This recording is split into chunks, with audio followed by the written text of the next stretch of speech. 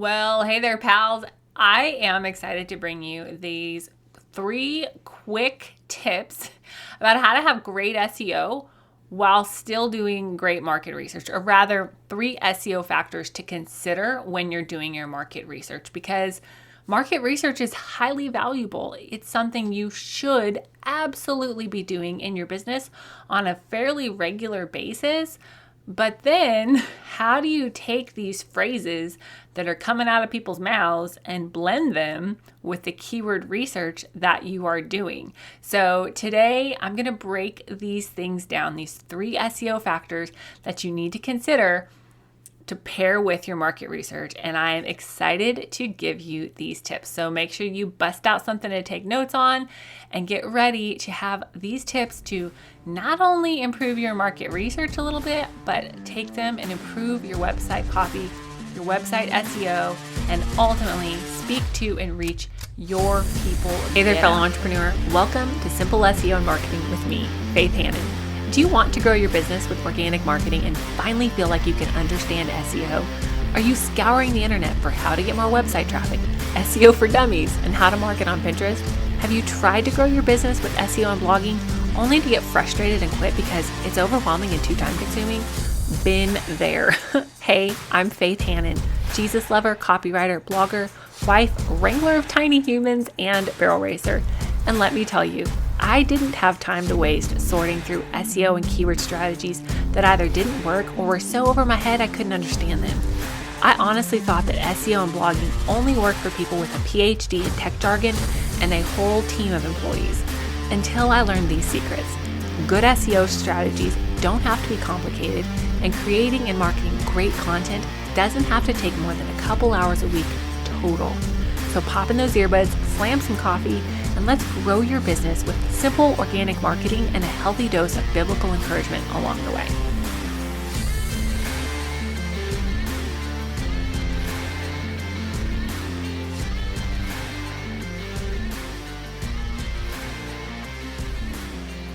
Oh, market research. How I love thee. But also how annoying they can be. I am one of those people. I really enjoy market research because I get to talk to people, and I'm kind of a people person, but I'm also a stay-at-home mom and I work from home, so I don't get a lot of human interaction. So sometimes when I get to be around people, I feel like, the crazy lady that just got let out of her cage, and I'm like, people. Not really, but almost. And so for me, market research is actually really fun. But just in the last year and a half, 2 years, I've seen some really seasoned and really successful business owners even make the mistake of taking their market research and using those words for their SEO strategy. And really, they are 2 different strategies that need to be blended together really artfully and strategically. I actually have more on that in episode number 48, I think it is, where I talk about why you need to distinguish between your market research and your SEO keywords. So, flashback though, we're going to take a flashback to little baby high schooler Faith. Yes, high schooler Faith. So this was my very, very first quote market research gig. And I was in this marketing class and club, and I somehow ended up doing this, it was a competition. So of course I was all about it. And I did an individual event, and then I did a team event because 2 entries, 2 chances to win, sign me up, right? And for my team event, my partner and I still don't know how we ended up paired up together. God bless us. He was a guy that I was like, hey, you're taking school seriously. So I probably was like, hey, you're paying attention to class. We're going to be partners. I still don't remember how it happened, but we paired up to do some project, for this marketing competition. And for some reason, we ended up choosing to do research and do our whole project based around market research and focus groups. were a big part of it for a local kite and ski shop. So if you don't know, I grew up in Colorado, so there's actually skiing there. I live in Oklahoma now, no skiing in Oklahoma, but we did market research for this kite and ski shop, and y'all, God bless us. God bless us. And God bless this local business, because I can just imagine what they must have been thinking with these two high school kids coming and saying, hey, can we do market research with your business? But whatever. Anyway, so my partner, his name was Sean, and we wrote out these surveys, and we had these big plans for focus groups, and we were going to survey the people and find out whatever it is we were going to find out. And we were just, we had a plan, and we were going to be there on a really busy weekend, and we were going to interview 100 people. And then there we are, two high school kids in this local business in a downtown area, like super nice little shop that sold kites and ski equipment. And we're asking random people if they would take a survey for us. And God bless people, y'all. So many people took that survey. And in hindsight, I'm like, why did they take that survey? I don't know if I would have taken that survey, but whatever. Anyway, that was my very first, step into the world of market research. And I learned a lot. And I learned even more looking back on that. Like, oh, bless my little heart. Like, I could do so much better now knowing what I know. But obviously I was in high school. I wasn't running a business with it. I was just learning. But we all do the best we can with what we know. So even if you feel like you have been the little high school girl asking random strangers to fill out a survey, know that been there too. It's okay. We all know more and we do better. But know that I'm not trying to knock market research in this podcast. I feel like market research is hugely valuable.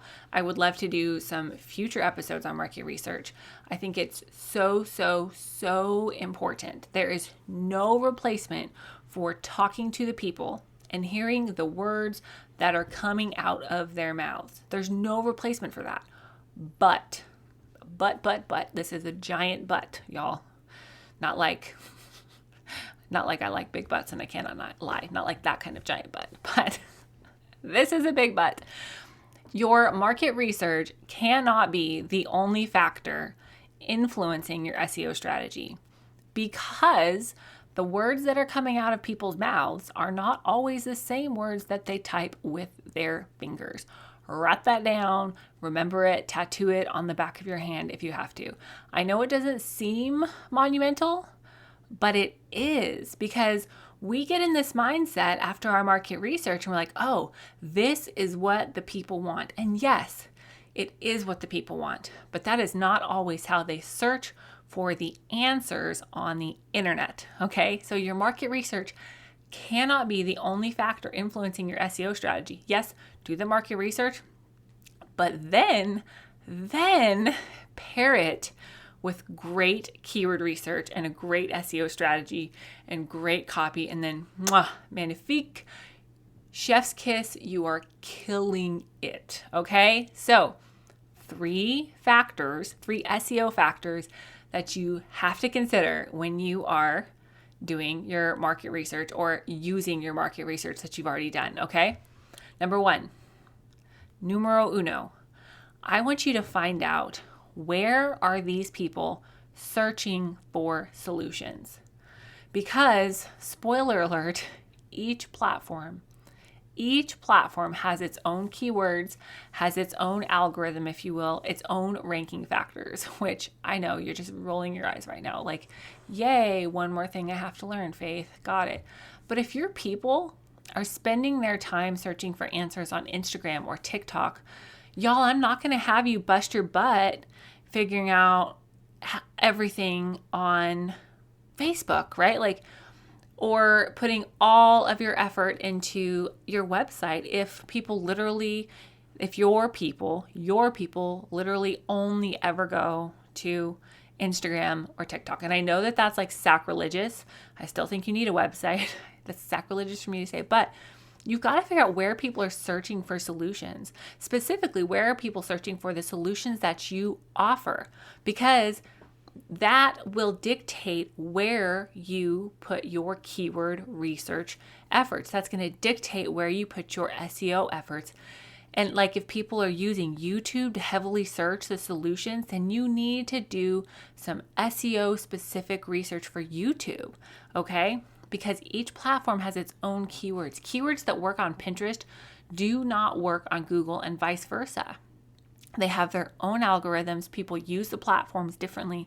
And so you have to have a strategy that is specific for that platform. And before you just go crying in a corner, like I want to sometimes when I learn things like this, you don't have to have a strategy for every platform starting out, right? Like, y'all, I have not posted on Instagram in over 6 months. Don't care about it right now. Just don't care. I don't have the bandwidth for it, right? So I'm not developing an Instagram strategy at the moment. Do I have a website strategy? You betcha. Do I have a podcast strategy? You bet your boots. But your strategy and your SEO strategy has to be specific for that platform, surrounding or using the information about how people search on that specific platform, okay? Now, factor number 2, and this is a fun one, okay? Factor number 2, does your person understand the broader terms that you will probably use for keywords? What do I mean by this? Well, if you are in an industry, in online business, and you're in an industry that just like there's more than one of you, right? Like you're probably trying to differentiate yourself from your competitors to some degree, whether that is through your elevator pitch, your branding, or how you describe yourself, or the specific niche of people that you are trying to serve. A lot of times when we are talking about our businesses, we get so specific that we then think that's how people are searching for us. And that's really often not the case. So I was on a call the other day doing a collaboration, and I pulled somebody from the audience, and I was like, hey, tell me what you do. And she was, I'm changing this to save anonymity for people. But she was like a risk management coach. And she tells me this thing, she gives me this great elevator pitch that was beautifully crafted. And I looked at her, paused, and I looked her in the eye on Zoom, and I said, okay, now I need you to tell me what you just said in normal people words. And she just kind of paused, and I was like, yeah, I love what you said, but nobody's searching like that. So when it came right down to it, what we had to hash out, I was like, that's a great pitch. That's a great spiel. That's going to speak really well to your ideal client, but she's not searching for that. She is searching for a career development coach, right? This woman is fantastic at helping people take risks, but what people are searching for is different than what they are saying. And so the same thing with little baby business owner Faith. I was like, I'm going to be a starter strategist and help people get started, which is great, grand, and glorious, until it's like, that's not even a thing. It's not even a thing. Like, I just made up a thing, and then I'm going to try to market the thing that I made up. Probably not. If I really wanted to go down that road, then I would have been like a business starter coach, right? Like, people are looking how to start a business. How to start a business would have been one of my main keywords, right? So you just have to think about, especially if you are used to branding yourself super niche, you have to think broader terms. Like, okay, I'm a business coach, right? When it comes right down to it, I'm a SEO consultant and a business coach, right? Like, people might be searching for me by business coach, or more specifically, a Christian business coach, right? But people aren't searching for a keyword coach, when really that's where a lot of the magic happens. But they're not searching for a keyword coach. Does that make sense? Like, think a little bit broader than sometimes you have a tendency to when it comes to your keywords, okay? And make sure that they're keywords that the people understand, right? They understand these words. They just may not be the words that they are using to describe their situation. They may be different than the words that are coming out of their mouth during market research. Hey friend, I know you're trying to grow this business, but does it feel like it's not really going anywhere? Did you know that we can actually fix the back end of your business so that you have some great SEO? Did you know that we can repurpose your podcast or repurpose your blog and help you grow faster? Did you know that was even an option? If you're thinking, oh my goodness, Faith, that would be amazing, then head on over to faithhannon.com/coaching or click the link in the show notes. In just 1 hour of your time, we'll get you a marketing plan in a box with the exact keywords that you need to be going for, how and where to implement them, and at least 3 months of SEO-focused content planned out for you. Let's get your coaching call on the books right now and get your marketing strategy headed in the right direction. Spots are limited, so don't wait. And I cannot wait to help you finally get the breakthrough you've been waiting for and jumpstart your business dream back to life. All right, and number 3, which is so fun for me, is how can you use what they are saying in your market research in conjunction with what they are searching? Because what they are saying is going to just tug at somebody's heartstrings. It's going to hit your client right in the feels. It's going to help them to say, oh my goodness, she knows me. He understands me. He gets my problem. They are the one to help me. Your great copy and your great market research implemented into your copy is going to just speak to your person and draw your person in and be so much of what seals the deal. But if you're only using words that are coming out of their mouth that have nothing in common with what they're searching with their fingers, then they're never going to find you organically. And you're going to have to put all of your time and effort into, content creation and promoting content with ads and social media and other things like that. And so the key is to blend your market research finding with what's coming out of their mouths, what their real issues are that you can help them with, in conjunction with the keyword research that you have done. Now, if you don't even know where to start with keyword research, then book a call with me. We're booked out for July, booking into August, but it's in that call, we will sit down and we will hash out your keywords, the keywords that are going to work for your business and the SEO strategy that's going to move the needle forward for your website traffic. But this whole blending what they're saying in conjunction with their searching, this is where the beauty of blending great copy with great SEO is so much fun for me, because it's an art and a science. All right. And I actually, next episode, I'm going to go into 4 tips to blend those great SEO and keyword factors into great website copy. But just 2 quick tips to get you started today, because I don't want to just leave you hanging. 2 quick tips for this whole blending art is, number 1, in general, visually prominent places need the market research hit you in the gut phrases, okay? And then number 2 is the SEO valuable places need your keywords. So I am so excited for y'all to take these 3 factors, use them in conjunction with your market research, which is so valuable, and pair that great SEO strategy and your great market research findings to really help your person find you and grow your website traffic. But then once they get to your website, craft copy that really speaks to their heart, draws them in, and lets them know that you are the one to help them solve their problem. So make sure that you're subscribed so that you don't miss the next episode to drop, where I'm going to break down the 5 factors to blending great SEO strategy with your great copy strategy, great website copy strategy. And if you haven't left a review for this podcast yet, please do. A written review, preferably with 5 stars attached, does so much for helping this podcast get into the earbuds of other people wanting to grow their businesses, market smarter, not harder, and get more website traffic using simple SEO strategies. So I hope that you'll have a great rest of your day, and I'm excited to chat with you next time.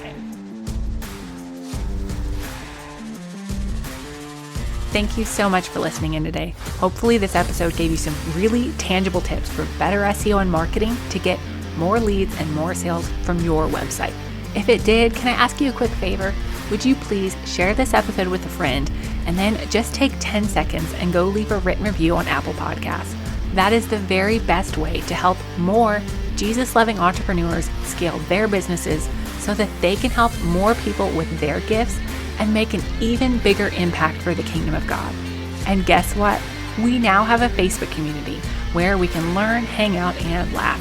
Go join the Facebook group now. It's linked in the show notes. And all the other things, courses, coaching, and copywriting can be found at my website, faithhannon.com. Until next time, God bless, and I'll talk to you soon.